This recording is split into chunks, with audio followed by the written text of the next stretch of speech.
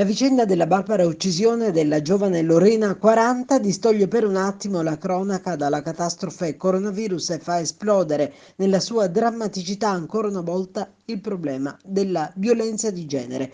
Una giovane nel fiore della vita e delle speranze, finita senza pietà e senza alcun briciolo di quell'amore che pensava la legasse al suo assassino. Di fatto, questi giorni di quarantena che impongono convivenze in casa, coatte e senza possibilità di pause, rischiano di determinare un'altra curva in crescita in materia di violenza domestica.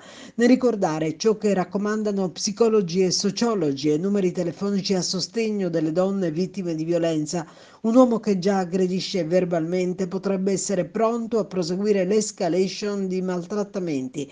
Pertanto è necessario prendere coscienza.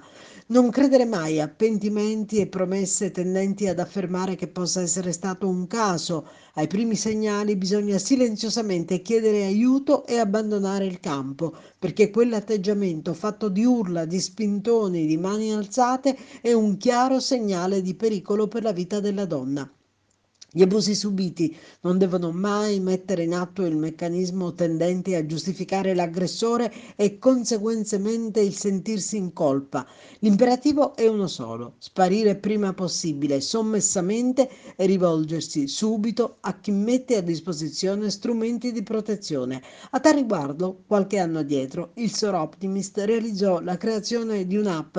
Si chiama SHOW, significa Sor Optimist Help Application Woman, facilmente scaricabile, che offre un aiuto concreto chiarendo i riferimenti normativi per la protezione delle donne vittime di abusi e la possibilità di entrare in contatto con il 112 o il 1522, che rappresenta lo snodo operativo delle attività di contrasto alla violenza di genere e stalking. Gli atteggiamenti di prevaricazione non sono amore, è qualcosa su cui riflettere più che mai in questi giorni in cui l'isolamento accentua i rischi per quante convivono con uomini già resisi protagonisti di episodi di prepotenza e brutalità.